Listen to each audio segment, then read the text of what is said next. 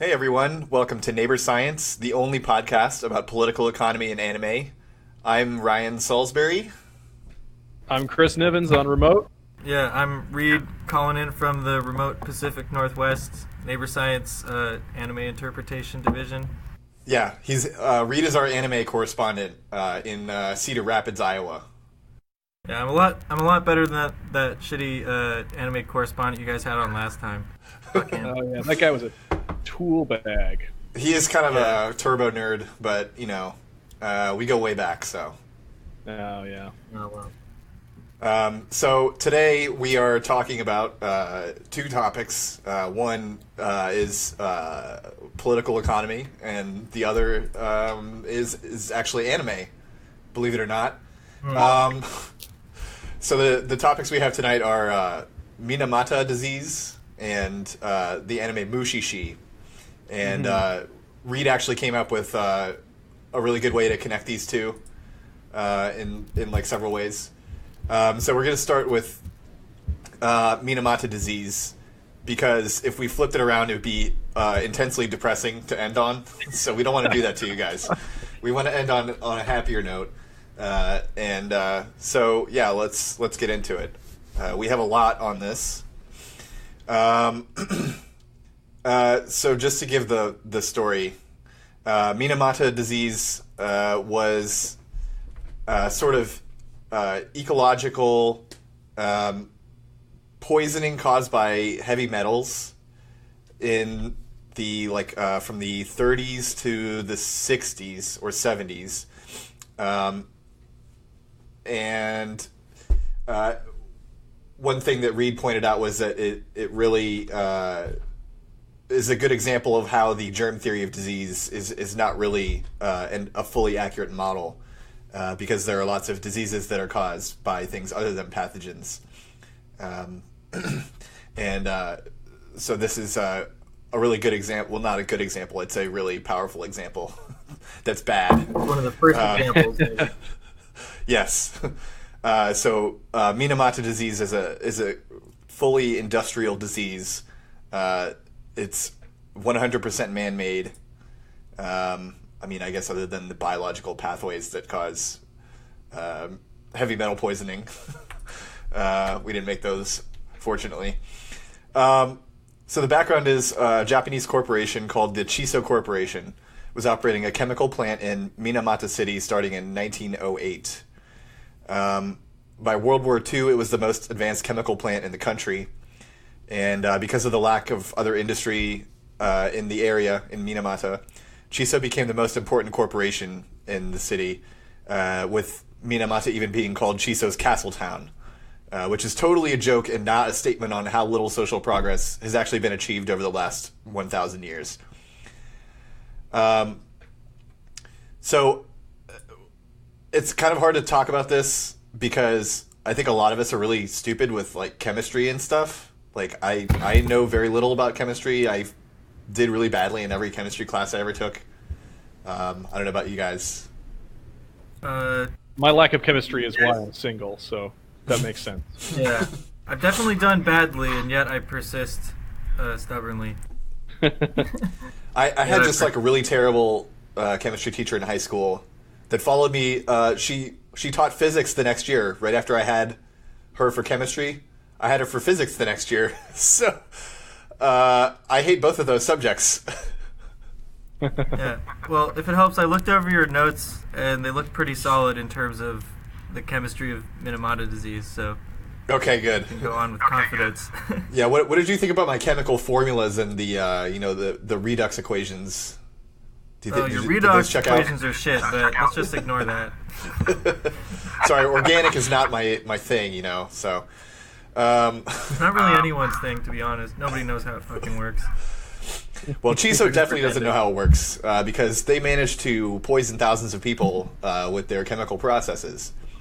So the chemical that this is all revolving around is acetaldehyde, which is a precursor to acetic acid, which is a reagent to vinyl acetate, which is a monomer of polyvinyl acetate, which we know as Elmer's glue. So it's it's basically a really primitive part of the chain of producing like wood glue and Elmer's glue and stuff like that. It's used as adhesive for packaging, bookbinding, envelopes, wallpaper, as a primer for drywall, and apparently as a base for chewing gum, which I'm not chewing gum anymore after learning that it's made of plastic. I don't want it. I don't want plastic in my mouth. That's gross. It's like I've got two things. One is chewing gum sounds like as bad as killing yourself, and two, I'm just imagining a bunch of like school children with something called Elmer's syndrome, and that's basically where my head's at right now. Hey, I'll tell you what. I came to talk about anime and chew bubblegum, but bubblegum is made of plastic, and that's gross. So I'm just going to talk about anime.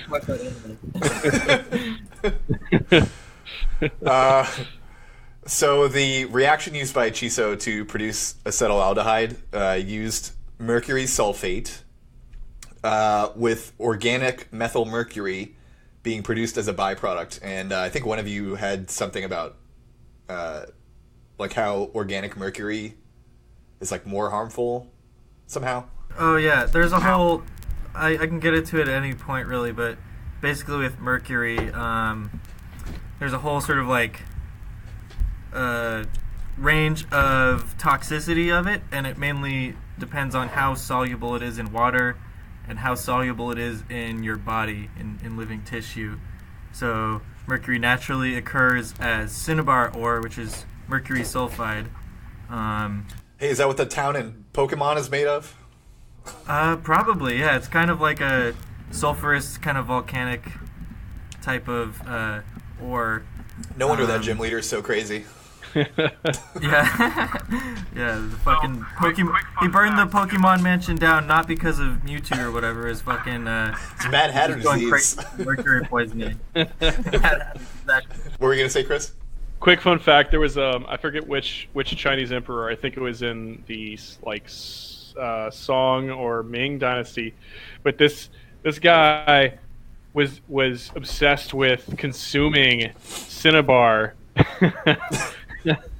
because they thought it was going to provide him with like eternal life, and so he was like taking cinnabar as like I think like a solution of some kind, like in tea, and was just like drinking this shit like crazy. And like crazy is maybe the best way to put it, because this guy went fucking insane. Yeah, I've got a little note about that too. Mercury, for some reason, it's just like alchemists fucking love mercury. Nothing gets an alchemist hard like fucking mercury just splashing around. Yeah, they go crazy over this shit. Yeah. And particularly their favorite thing to do with it seemed to have been convincing royalty to drink a lot of it and use it for ridiculous purposes. So there's that emperor you were talking about. What does it say on Wikipedia? I was looking at it. It said that emperor allegedly was buried in a tomb that contained rivers of flowing mercury on a model of the land he ruled. And he was killed by drinking a mercury and powdered jade mixture formulated by alchemists. Well, I'll tell you what, I also drink mercury, and it's to achieve eternal death, actually. So that's what he achieved also. He hasn't been back since. Seems like a more realistic goal, in my opinion. Yeah, there's also a ruler of Egypt called Tulanid, who reportedly built a basin filled with mercury on which he would lie on top of air-filled cushions and be rocked to sleep. Oh, that sounds nice. That's some like Peter Thiel shit right there, I think. Yeah. It's like Peter Thiel combined with like the Casper mattress of their day. Wait, so but that was an emperor, you said? So how did they get air cushions? They have a guy like blowing into like a lamb's bladder or something like that? Must have been. I mean, they're Egyptians. They probably got them from aliens, so I don't know. yeah, fair.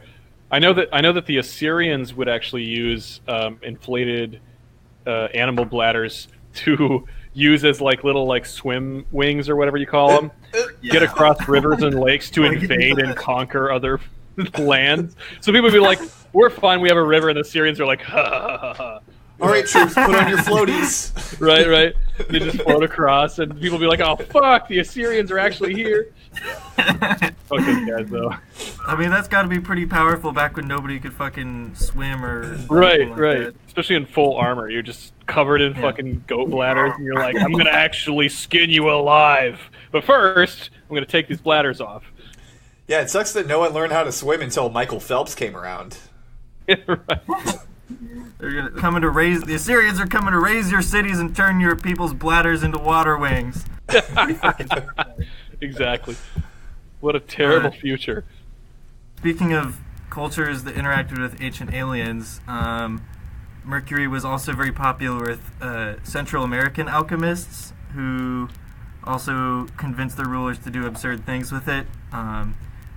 Archaeologists have found a city from the Maya civilization where there's an entire pool of mercury that was found under like a ball game court for no apparent reason.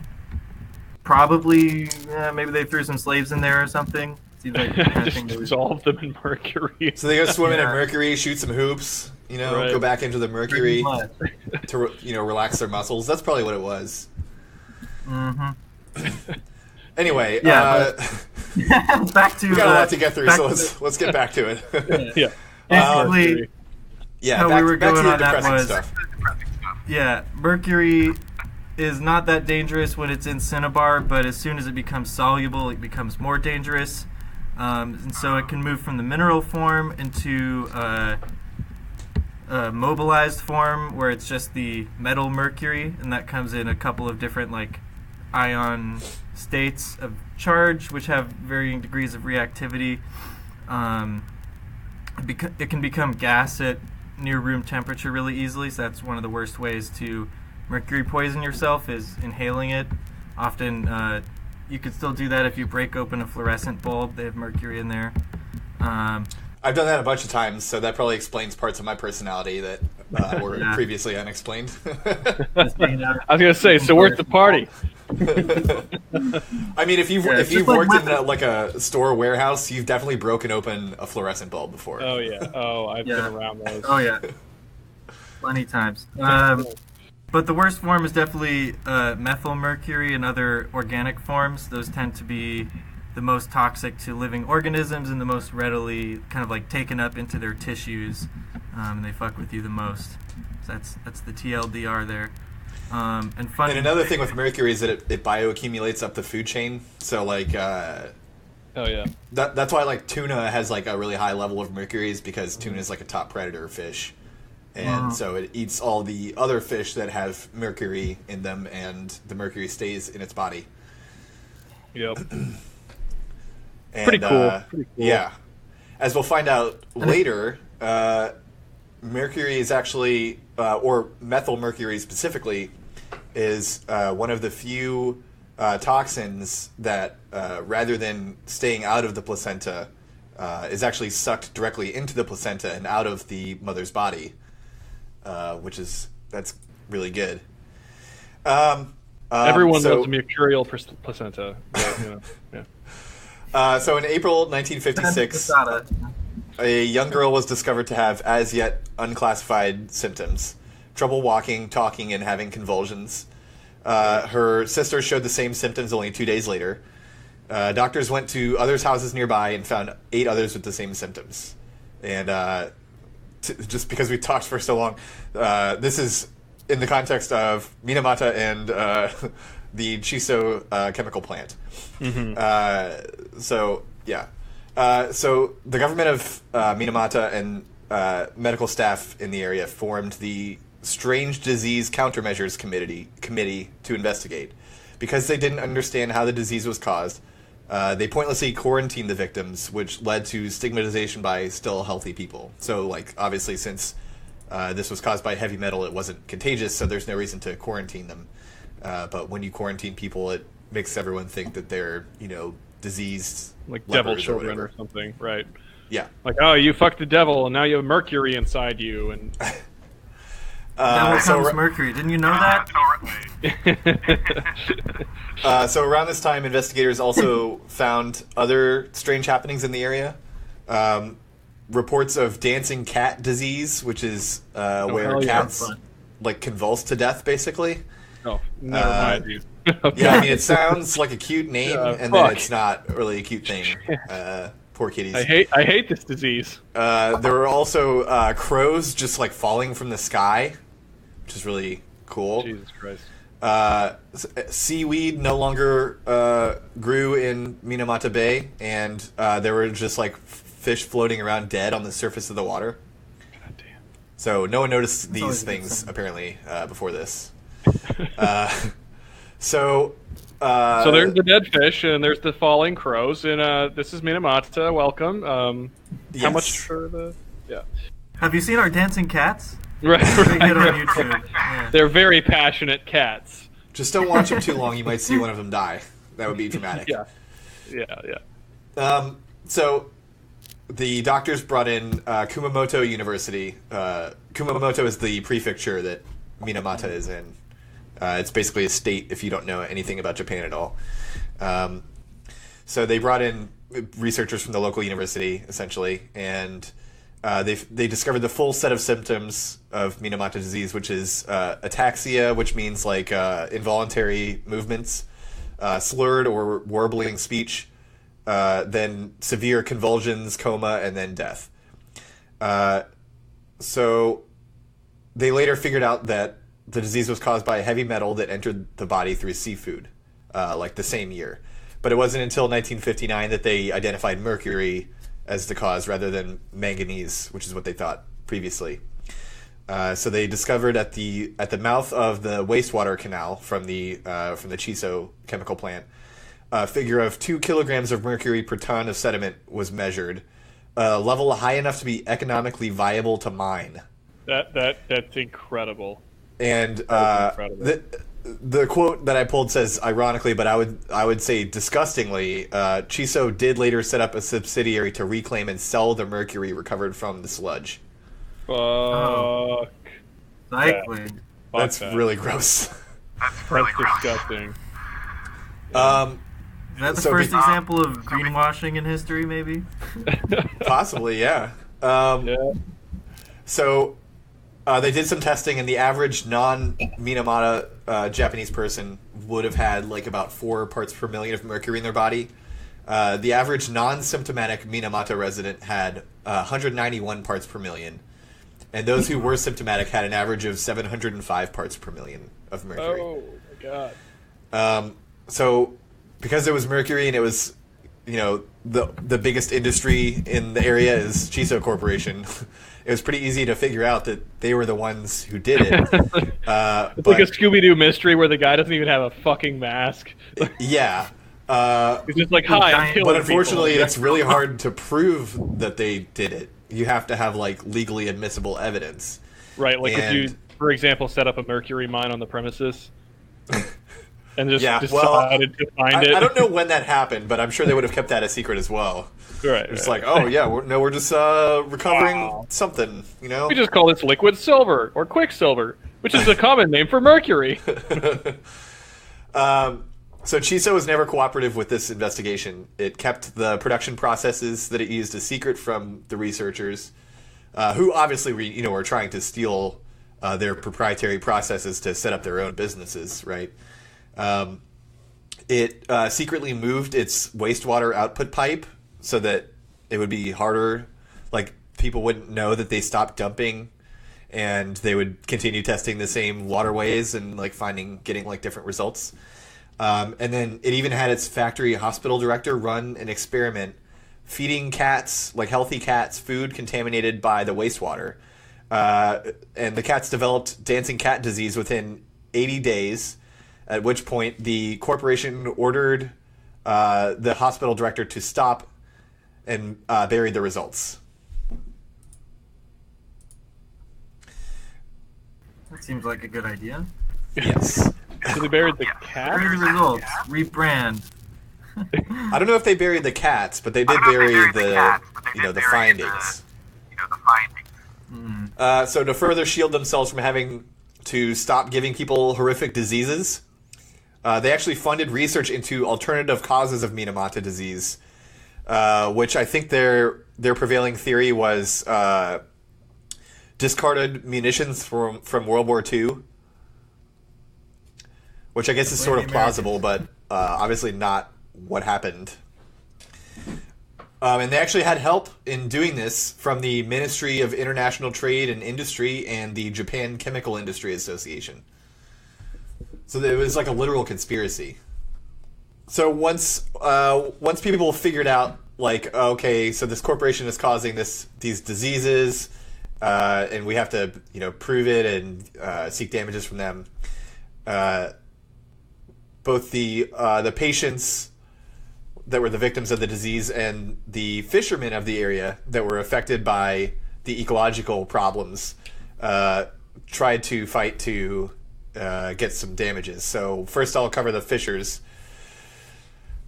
So fishing production actually began declining in the area as soon as the plant opened in 1908.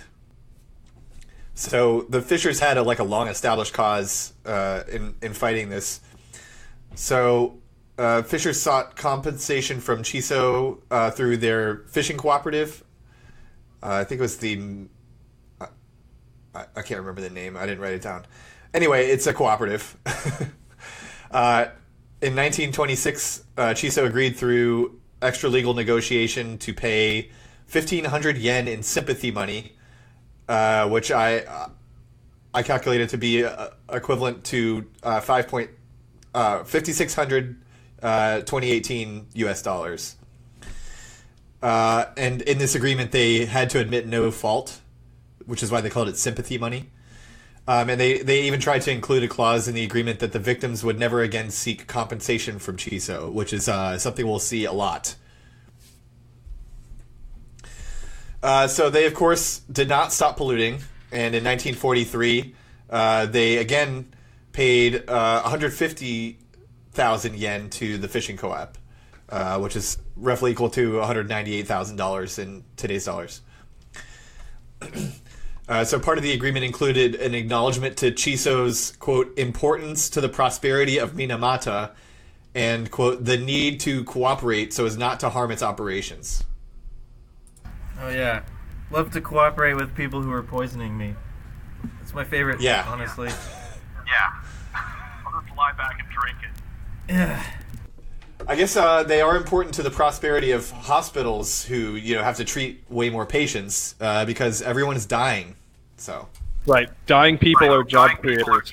Never forget that. They're creating a lot of openings in nursing homes and kindergartens. Hell yeah. Hell yeah. Competition, Right.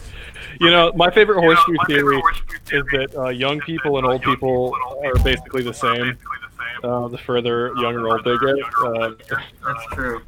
Especially when it comes to, disease. Yeah. On the happy side of that, I read about one time, is a nursing home.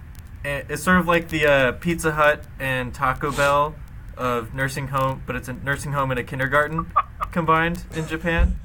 So it's basically like a preschool where little kids hang out and the old people come and play with them, and both of them are happier for the experience. Like the old people feel less depressed and miserable, and the kids. I either heard about that or thought of it because I saw something about little kids playing with old people and vice versa, and I was like, man, that's what they should do with nursing homes. Just put the little kids in there. Old people love little kids. It's honestly a good idea.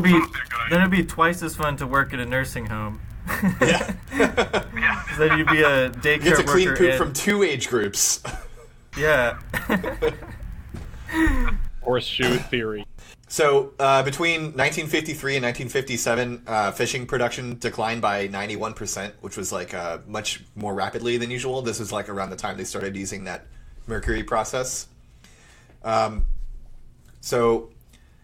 1956, the government of the Kumamoto prefecture banned the sale of fish from Minamata because they did discover some amount of toxicity in the fish. They acknowledged that existed, but they didn't connect it at all to Chiso Corporation or because the fish had dancing cat disease. Yes.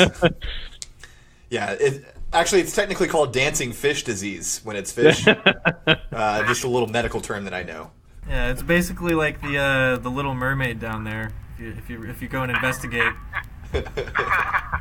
Under the sea, it's very nice. So the government banned the sale of fish, but didn't ban fishing, which meant that the fishers of the area weren't covered under these regulations, the Fisheries Law and the Food Sanitation Act. So, like, if they had banned fishing completely, they could have sought compensation from the government from their disrupted source of income.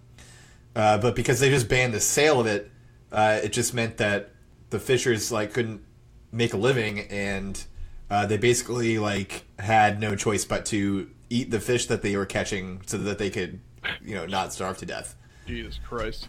So at no point during this entire crisis did the government ban fishing from Minamata Bay.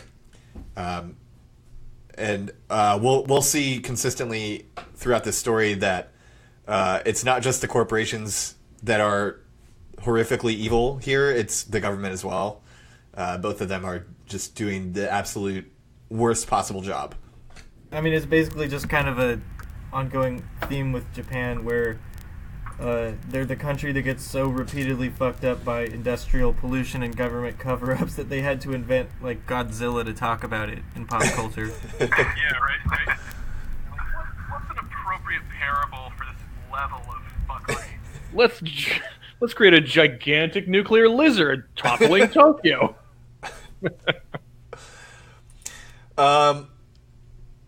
Okay, so on August 6th, 1958, 400 members of the fishing co-op marched into Chiso Chemical Plant to demand that Chiso clean Minamata Bay, install wastewater treatment systems, and give 100 million yen as compensation to the victims, which is equivalent to about $567,000.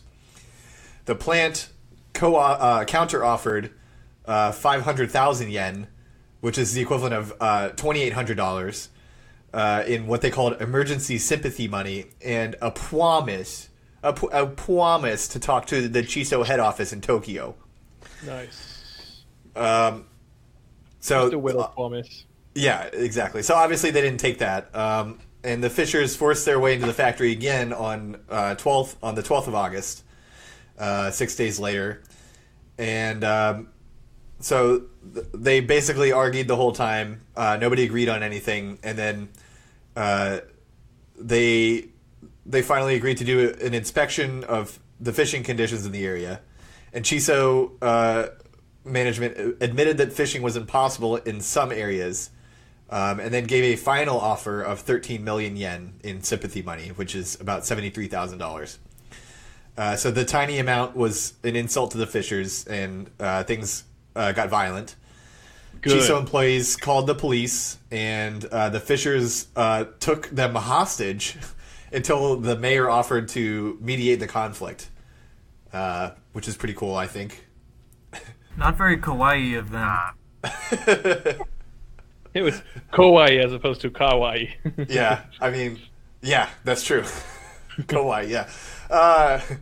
So typical of government mediation, it was heavily in the state's favor, as in the business's favor. And within 2 weeks, the government decided on compensation of 20 million yen, which is about $113,000, and a 15 million yen fund to clean up Minamata Bay, and again, $85,000. So yeah, 20 million yen in compensation and 15 million yen fund to clean up the bay, and the fishers, obviously wanted more, but their response was, in order to end the anxiety of the citizens, we swallow our tears and accept. Which I think is a really poignant statement from them. So at this point, Chiso had moved the wastewater output from Minamata Bay to the mouth of, I think it was Minamata River. I meant to check that and never did. Which meant the effects of the pollution spread even further. So in October of that year, 1958, 1,500 fishers made their way to the chemical plant and demanded to negotiate with the corporate office. The factory managers refused, So the workers barged in and smashed up the security booth in the chemical plant. Hell yeah.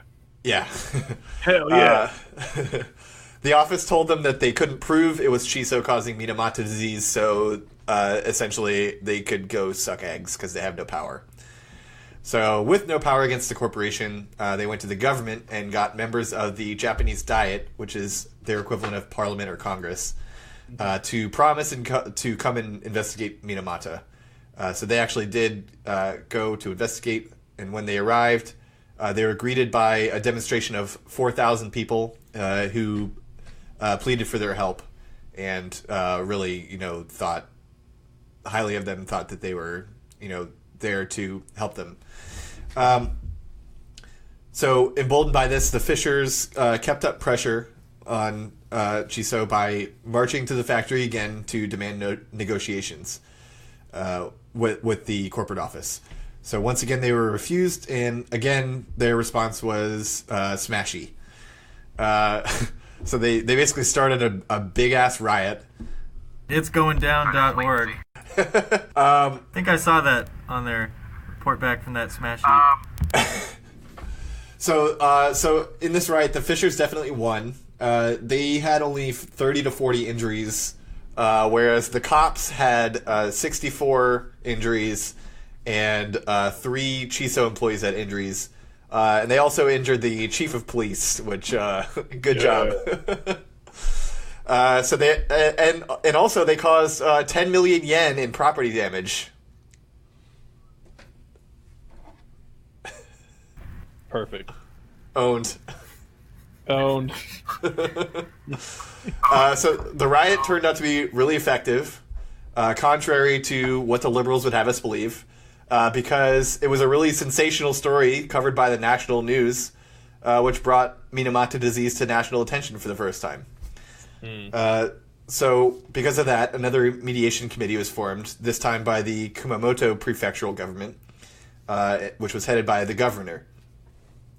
So the Prefectural Fishing Alliance, I think it was the Kumamoto Fishing Alliance, or Fishing something like that. Anyway, it doesn't matter. Demanded 2.5 billion yen, which is about $14 million in compensation for past and future damages, for the plant to be temporarily closed for toxic sludge removal. Chiso counteroffered with "fuck you."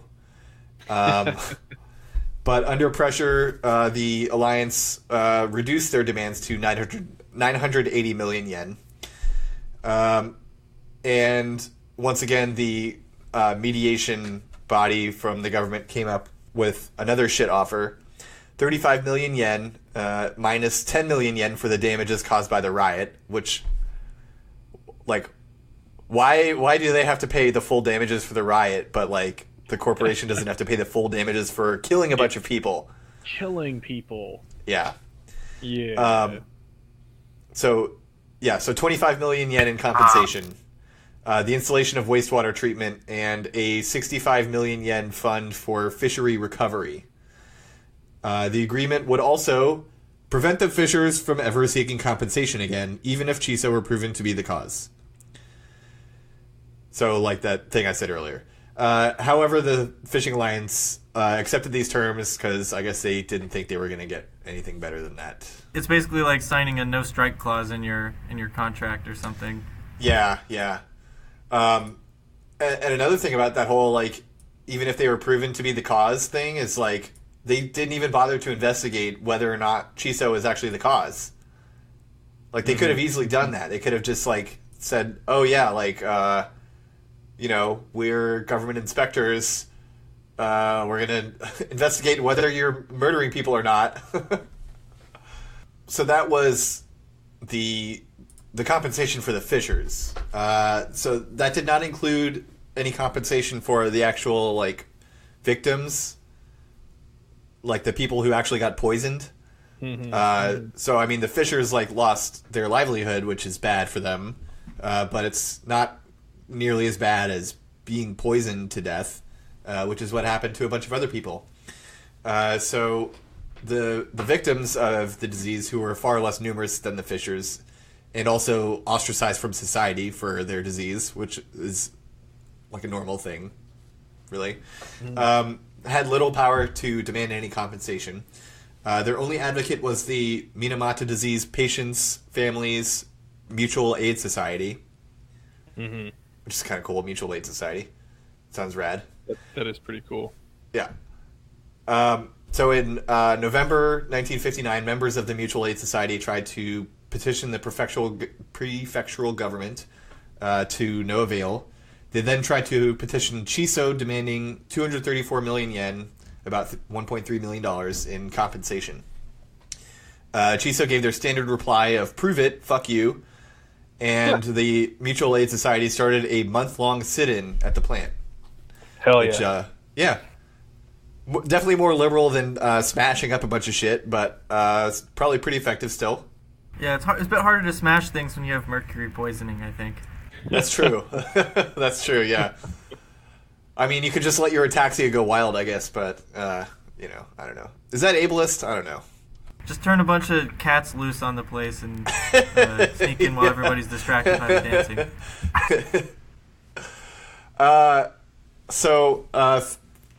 Later on, 50 members of the Mutual Aid Society went to the prefectural government to try and be included with the negotiations that were ongoing with the fishing co-op.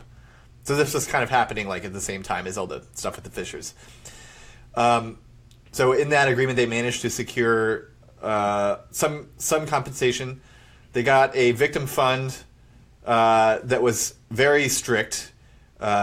Patients had to be certified by a government committee before collecting any damages from the fund. And the damages were only 100,000 yen per year per adult, 10,000 yen per year per child, and 320,000 yen per dead family member. So the amounts for that in US dollars are $527 per year per adult, $52 per child, and $1,700 per dead family member. So, like, basically nothing, really. Yeah. That's child's play. Yeah. And as usual, Chiso did not have to admit fault. Fucking hell. Yeah. So after this was a period which is called the 10 Years of Silence in Japanese history. From 1959 to 1969, there was, like, no major developments in terms of actions against the government or the corporation.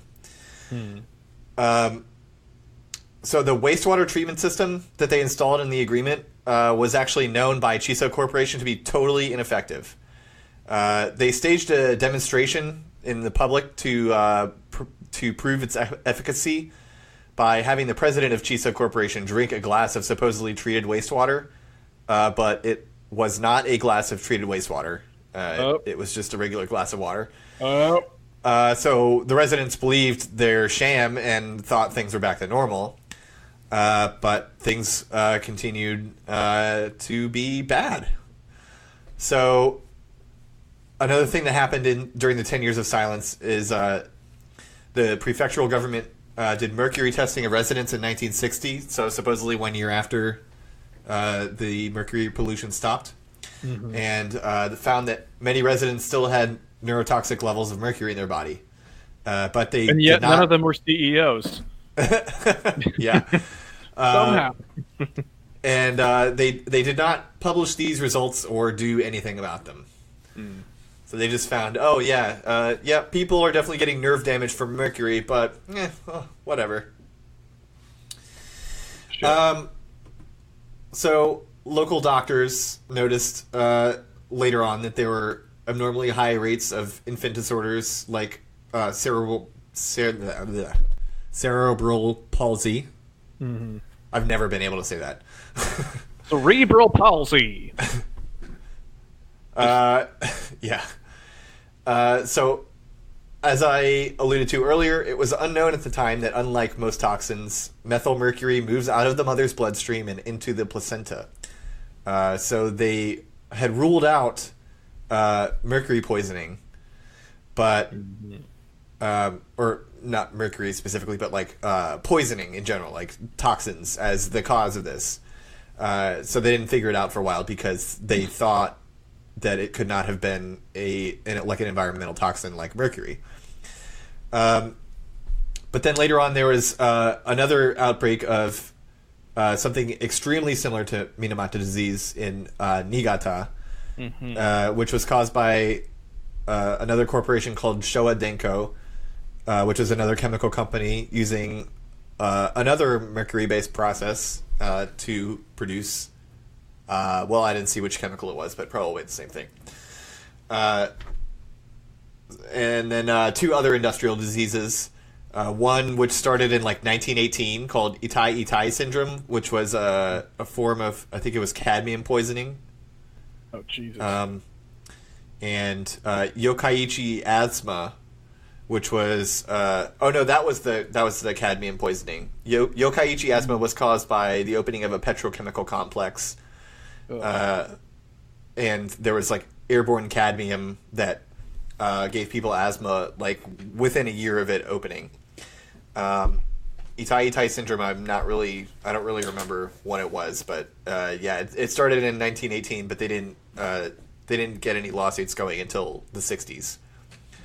And so Minamoto disease, Niigata Minamoto disease, Itai syndrome, and Yokaichi asthma came to be called the 4 big pollution diseases of Japan. And that went into like national prominence, and so there began to be like a unified movement against pollution by corporations, by the public, and so there was a series of lawsuits in 68 onward. So the lawsuit against Chiso, which I think was in 1969, declared the previous sympathy money agreements invalid, and ordered them to pay 18 million yen for each patient. And I don't think I got that amount, actually. So I'll, you can look it up. So yeah, that was basically the fight against Chiso. There was also some other. There was another interesting development in 1974. A net over a mile long was put around Minamata Bay to keep fish out because the fish were still toxic. And it remained there until 1997. So, what is that, 23 years? And supposedly it's safe to eat the fish there now. I don't think I would, but... Again, dancing fish syndrome. There's just no going back from that. Yeah. So as of 2001, 2,200 people were officially certified victims of Minamoto disease, although over 17,000 have applied.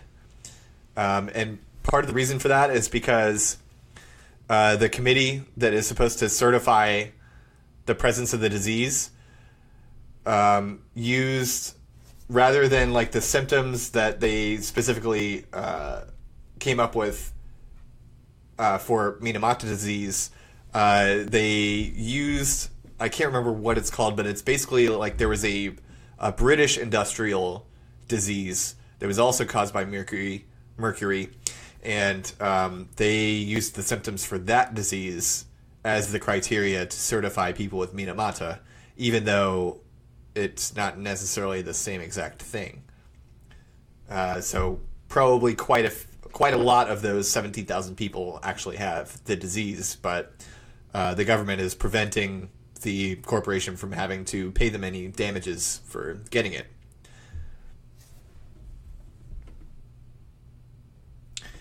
And of course now, they're Chiso totally Corporation just still faking exists. it, I'm sure, right? Oh yeah, they're totally faking it for sure. And so yeah, as of now, Chiso Corporation still exists, although Mitsubishi Chemical Corp is now the largest chemical company in Japan. I think they're not even in the top 10 or top 5 or anything like that. But lawsuits against Chiso and the Minamata and Kumamoto governments are still ongoing today. So, 50 years later, still an unsolved problem, which is pretty crazy. Jesus Christ. I mean, unsolved problem, And yes. Mystery, no. Yes. Yeah, and surely in those 50 years, the government and various corporations have certainly done nothing to add to the backlog of cases of environmental pollution and poisoning, right? Definitely haven't added any new ones. They learned their lesson. Oh yeah, everything's fine now. Everything's fine. So I actually thought that was going to take way longer. Do y'all have anything to add that you read? Any more explanations about mercury and how it works? I've got a few more things on mercury I could do. Sure. Basically, Minamoto disease was one of the first instances where it was pretty irrefutably, observed and proven the way that like mercury behaves in industrial processes, specifically like methyl mercury. And so, since then, processes that release methyl mercury have been more tightly regulated and banned. But that doesn't mean mercury poisoning isn't ongoing and it isn't being released into the environment and poisoning people in other ways. And fun fact too, with methyl mercury, it's not only produced industrially, but it's actually it can be produced naturally. There are microorganisms, usually in the sediments at the bottom of oceans and rivers, which are able to metabolize mercury and transform it into more toxic and less toxic states, kind of depending on what they're feeling. So first of all, microorganisms can, when they're in anoxic conditions without oxygen, down at the bottom of some fucking scummy bay or whatever, they can metabolize the sulfur from cinnabar and use it to produce energy for themselves. But the byproduct of that is that it solubilizes the mercury and mobilizes it, basically releasing it into the environment, where it joins a wonderful cycle, which I'm sure you were all missing knowing about in your life, called the mercury cycle. And once mercury enters the mercury cycle, bacteria can do all sorts of fun things with it, including turning it into methyl mercury, which then enters the food chain and starts accumulating. So it's observed in places where even there is no industrial mercury pollution. There's just natural kind of like seeps of mercury where there's bacteria playing around with it. But when industrial contamination gets involved, it tends to throw the entire balance totally out of whack. And so a lot of these microorganisms can either be helpful, like they can help kind of immobilize mercury pollution by turning it back into a mineral, but they can also take it and say, oh, this is fun, let's make it more toxic, if metallic mercury is being released. So that's really exciting and great. There's kind of some fun microbiology details about that. I mean, mercury is incredibly toxic to literally every form of life. It messes with these particular set of enzymes which are dependent upon the element selenium. Mercury basically copycats the selenium and permanently binds to the enzyme, making it totally useless. And the enzymes are really important for a lot of neurological functions and just very basic stuff like DNA reproduction. So it seriously fucks you up, and it's permanent. It just destroys the enzymes of basically any living thing from bacteria up to humans. So that's great. Damn. But there are some bacteria which have genes which confer some resistance to mercury by allowing them to safely detoxify it and kind of shuffle it along and make it safer for themselves to use. And with that gene, they can reduce highly ionized forms of mercury, and they can also use it to remove organic and they can remove carbons and chlorines from it, and even eventually return it back to a mineral state. Interesting thing about those genes is that they're found encoded on plasmids, which are circular packets of DNA which bacteria are able to transfer horizontally between individuals and even between species. So plasmids are just these kind of little DNA loops because in a bacteria, DNA is just sort of like floating around in the whole thing. They haven't got a nucleus or anything. So we just need to gain their power somehow. Yeah. Basically, bacteria can eat each other's plasmids, or they can leave them behind in the environment when they die, and other bacteria just scoop them right up and incorporate them into their genome really easily. So mercury resistance can basically, like, going into an environment... We should become bacteria, I think. Pretty much. Well, there's some interesting bits about that too. Like, so since it's encoded on a plasmid, it's very self-contained. It's easy to find the gene in the environment just by doing sampling and then using some like genetic techniques to be able to detect it. And it also makes it very easy to transfer into non-bacterial organisms via genetic engineering, which has some interesting implications for restoration of mercury. I've got a little bit on that, which is kind of neat. So there, basically with heavy metals, any kind of heavy metal pollution, you run into a different problem than you do with organic toxic waste, which is that it's just elements, and you're not going to be able to get rid of them. With organic wastes, you can at least eventually somehow find a way to break it down into basically carbon dioxide and water or something less toxic.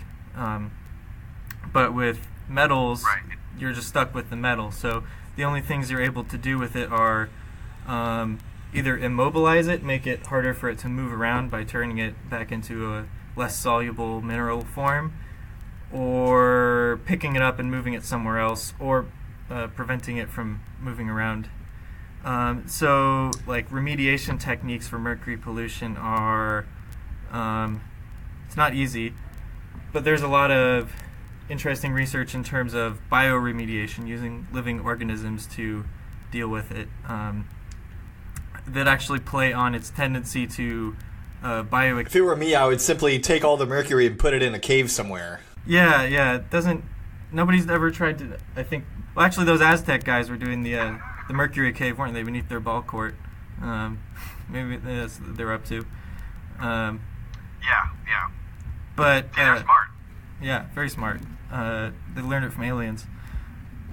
But, yeah, basically remediation takes the principle of bioaccumulation that makes everybody sick by finding organisms that accumulate mercury in their tissues at a much greater concentration than other organisms can.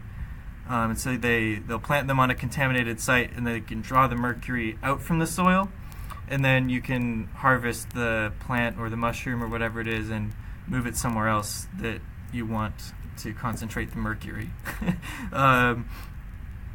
And so oyster mushrooms are particularly good at it. Where you want to concentrate the mercury. Yeah, somewhere out of the way, hopefully.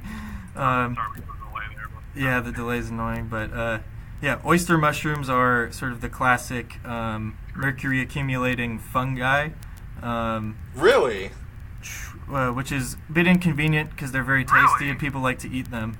But they've been found to bioaccumulate up to 140 times the concentration of mercury found in the soil. Oh, fuck, man. Those are great. And also, the king oyster mushrooms are really good for making, like, vegan scallops. Oh, yeah, they're fucking delicious. Eat that shit up. But if you see, like, silver liquid leaking out of them, I wouldn't go for it. A little bit of balsamic vinaigrette de mercury. But the other organism that bioaccumulates mercury at a... Go ahead. Oh, yeah. The other organism that bioaccumulates it at a much higher rate is tobacco. Also very convenient plant to accumulate mercury in, if you think about it. You're saying this, like, right as I'm taking a big drag off my vape. Adds to... Drag off my vape. Yeah, that's what... Part of the many things that go into making tobacco bad for you is that they find all the available mercury in the soil they're growing, and then they suck it right up. Yummy, yummy. But on the flip side, some researchers have found a way to incorporate the bacterial gene which confers mercury resistance into a tobacco plant. So what that does is it allows the tobacco plants to grow in soils with concentrations of mercury up to 500 parts per million, which basically nothing else can grow in. And so they'll use these tobacco plants to be able to stabilize the soil, basically just keep the dirt on so that... As a reminder, the Minamata victims had 700 parts per million concentration in their hair. Jesus Christ. Ugh. Yeah. Couldn't even grow a tobacco plant in them. Yep. Too So bad. here's my idea with the tobacco plants. What if we grow tobacco in extremely mercury-poisoned soil and then make it into cigars for rich people? I love that idea, Ryan. I'm way into that. We could call it like the Imperial Cinnabar cigar. Oh, yeah. That brand. I love that. But yeah, those are... 300 a pop. Cohiba Mata. Woo! Those are both great techniques, but the downside is it doesn't actually do anything about the mercury. It just moves it around. And in the case of the tobacco plants, it basically just keeps the soil on, so wind and water don't erode it somewhere else, like into your drinking water. Well, okay. Yeah, and additionally, the Just to make paintball guns that shoot actual mercury bullets. yeah, shoot mercury paintballs at the rich. I'm for it. That would be a fitting end for the CEOs of Chiso Corporation. Just get mercury paintballed to death. Yeah. Oh yeah. We can dunk on them as we dunk them into pools of mercury. It really doesn't take that much concentrated liquid methyl mercury to kill somebody. One of the classic cases of mercury poisoning was this professor at Dartmouth called Karen Wetterhan, who researched mercury toxicity, and one day she spilled just a drop or two of liquid dimethyl mercury on her latex gloves, and mercury goes straight through latex gloves, so it doesn't do shit to protect you. And then she began experiencing symptoms and started losing her sight and her motor skills, and died 5 months after that. That is absolutely frightening. Because it hits your skin and enters your bloodstream immediately. Yeah. And apart from terrible... So methyl mercury is kind of like what cops think fentanyl is, basically. Yeah, pretty much. It is fentanyl. Don't tell anybody, but fentanyl is actually just methyl mercury. That's the truth they don't want you to know. Yeah. So we have some other examples of environmental diseases that we can mention. I think the most obvious being lead poisoning. That's the most nationally prominent one here. I mean, like the examples for that are like not only Flint, which most people know, like the Flint water poisoning crisis, but apparently that's like a problem in like a significant part, like in significant portions of the U.S. And then on top of that, there was the whole situation of having leaded gas for like decades that led to like airborne lead poisoning in like the vast majority of people. That's why we have the fucking boomer syndrome. You know, all the lead poisoned boomers from the gasoline fucking up our entire Yeah, I wasn't sure if that country. was real or if that was just like a Mother down to Jones theory. Like Kevin Drum's pet theory of how violence is caused. I don't even know anymore. There's something wrong with him, man. I don't know what. Like, I remember reading that whole thing, like, probably in, like, 2010, about how, like, oh, yeah, because of leaded gas causing this airborne pollution, like, that's actually, like, the cause of the, like, spike in violent crime during, like, the mid to late 20th century. I don't know about that or not, if that's true or not, but I'm pretty sure that the most dangerous, potent combo is boomers with a high concentration of lead in their body getting on Facebook. Something about the synergy between the two. Well, again, it was Mother Jones, so I don't know how true it is because, I mean, if you go by the record now, it probably is not, but I don't know, maybe they were better before? I don't know. I think we could also, like, in the category of ecological diseases, we could include just, like, cancer in general. You know, most cancers are caused by environmental pollutants. There's some that aren't, but I really would get- say like there's some that a lot aren't, of them but, are, and I would say like are a lot of made them worse are, by and, human activity.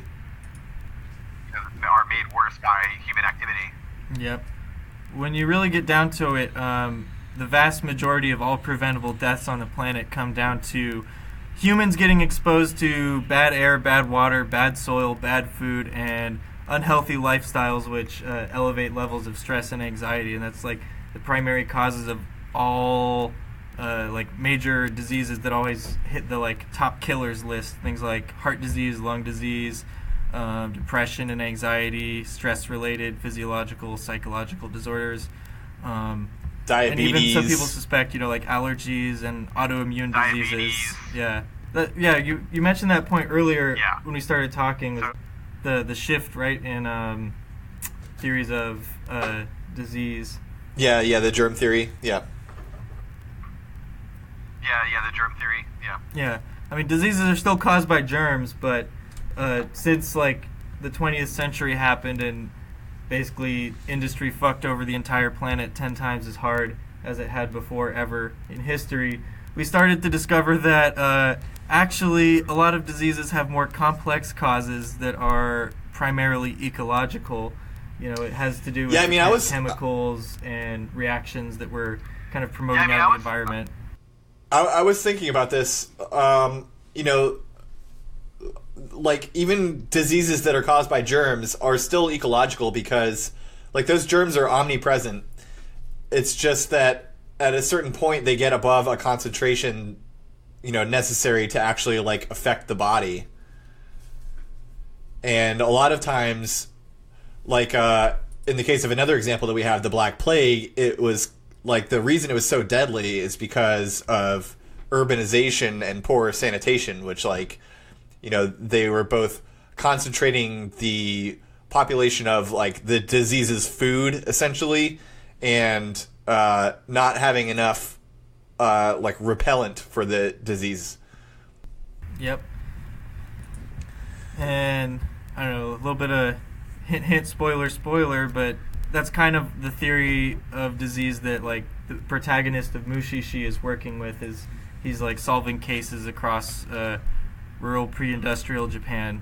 Yes. That's kind of why we decided to connect the two ideas, right? Yes.